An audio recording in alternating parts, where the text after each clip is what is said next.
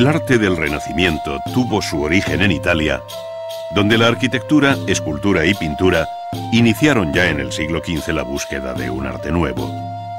Europa vivía entonces el final de la Edad Media, y no fue hasta bien entrado el siglo XVI cuando los países más vinculados a Italia por razones geográficas, económicas y políticas empezaron a asimilar los conceptos y formas renacentistas.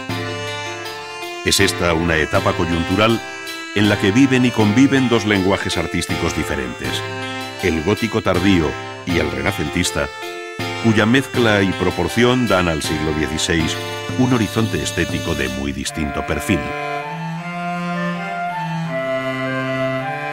El nuevo arte de tendencia idealista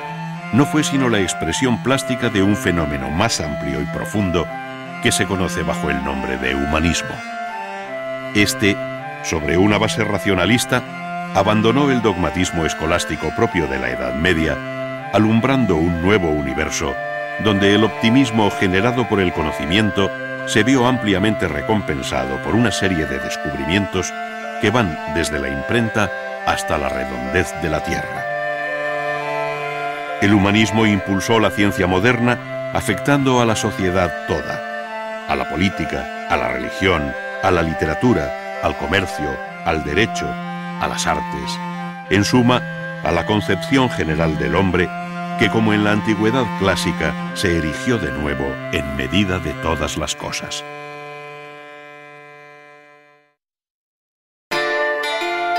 La recepción del arte italiano en Europa fue muy desigual, siendo España y Francia, en este orden, los dos países que hoy pueden ofrecer una mayor vinculación con lo italiano, no solo porque ambos son los más próximos a Italia, sino porque los dos tuvieron allí comunes intereses políticos, desde Nápoles hasta Milán, en bélicas alianzas y desencuentros con el papado. Recuérdese la derrota de Francisco I de Francia en la batalla de Pavía por Carlos I de España y V de Alemania,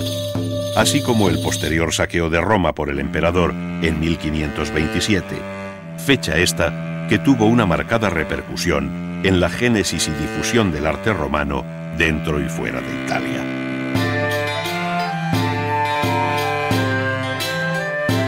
La presencia del arte italiano en Francia fue alentada por el mismo monarca Francisco I, y su interés por vincularlo a la corte quedó patente en la invitación real a Leonardo da Vinci, quien pasó los últimos años de su vida en Amboise, uno de los bellos castillos entre medievales y renacientes que jalonan el curso del río Loire. También fue llamado Andrea del Sarto, que fue recibido por el rey en el palacio de Fontainebleau,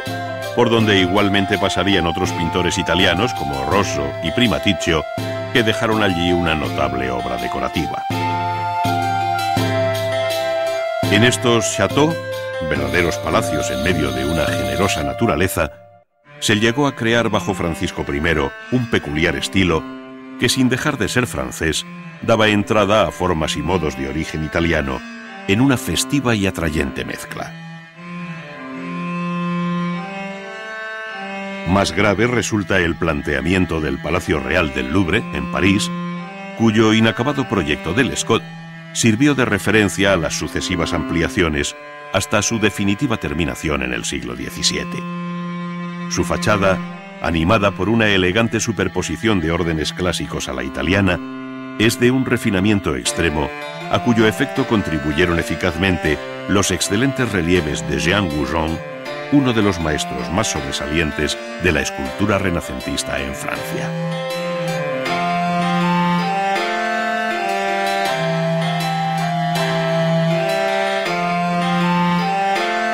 El interés por el desnudo y los modelos clásicos dieron al arte francés de la corte de Francisco I un sello de inconfundible personalidad en el contexto europeo. La estrecha relación política entre España e Italia en el siglo XVI favoreció igualmente la formación de un renacimiento español que conoció a lo largo del siglo formulaciones muy diferentes. Así, en el campo de la arquitectura, surgió en el primer tercio del siglo el llamado plateresco, nombre que revela el carácter decorativo de la piel que ahora envuelve y oculta las soluciones constructivas de tradición gótica. Este virtuosismo ornamental, del que Salamanca ofrece los ejemplos más acabados en las fachadas, portadas, patios y claustros de sus edificios universitarios, palacios, iglesias y conventos, fue cediendo el paso a un mayor equilibrio entre arquitectura y decoración hasta alcanzar una sustancial desnudez al final de siglo con la gran obra del monasterio de El Escorial. La arquitectura española alcanzó aquí su expresión más sólida y abstracta que, inspirada en el mejor arte romano del siglo XVI, lo supera en gravedad para erigirse en lo que sus contemporáneos llamaron la octava maravilla del mundo.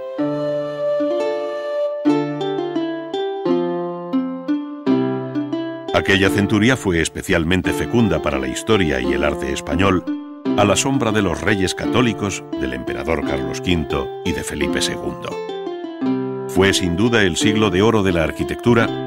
donde obras como el Palacio Granadino de Carlos V en la Alhambra, las catedrales de Granada y Jaén, las universidades de Salamanca y Alcalá, y un largo etcétera,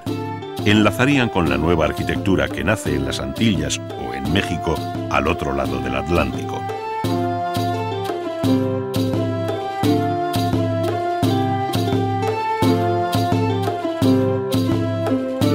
La escultura tuvo igualmente su referente en Italia, desde los mármoles de Fancelli hasta los bronces de los Leoni. Pero lo que mejor refleja el carácter de la escultura española es la talla en madera ricamente policromada, en la que perdura un aliento medieval. Algunos de los más relevantes escultores, como Diego de Siloé y Alonso Berruguete, llegaron a estar en Italia, aportando el primero un equilibrio y belleza formal propia del pleno Renacimiento, mientras que el segundo se hizo eco de todo lo gestual y expresivo que aportó el manierismo. Entre quienes mejor entendieron las posibilidades formales de la madera, se encuentra Juan de Juní, que venido de Francia, contribuyó a hacer de Valladolid la cabeza de la Escuela Castellana de Imaginería.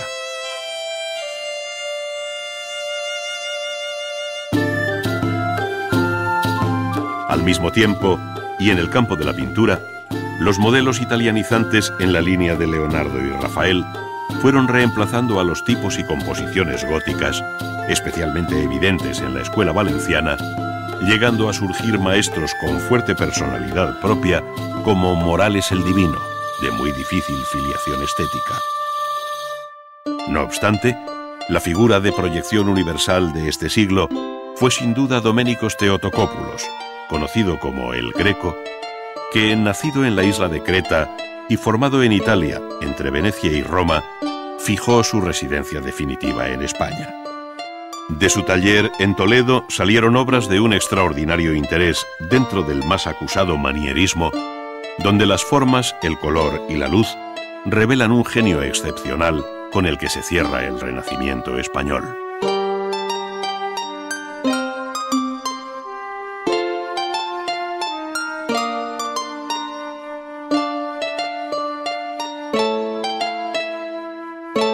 Otros países, como Alemania e Inglaterra, participaron del Renacimiento italiano de muy distinto modo, pues la honda raíz medieval de su arte y el alejamiento geográfico de las fuentes clásicas mediterráneas retrasaron mucho su incorporación a la nueva estética. Sin embargo, hombres como Durero, grabador genial y excelente pintor, sentaron las bases de un renacimiento propio, germánico,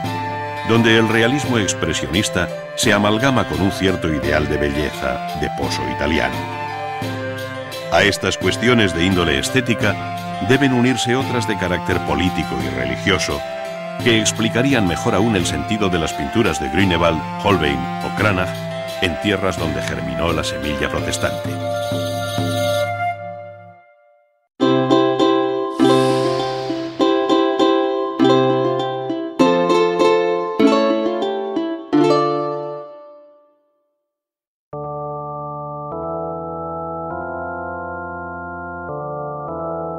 La ciudad de Florencia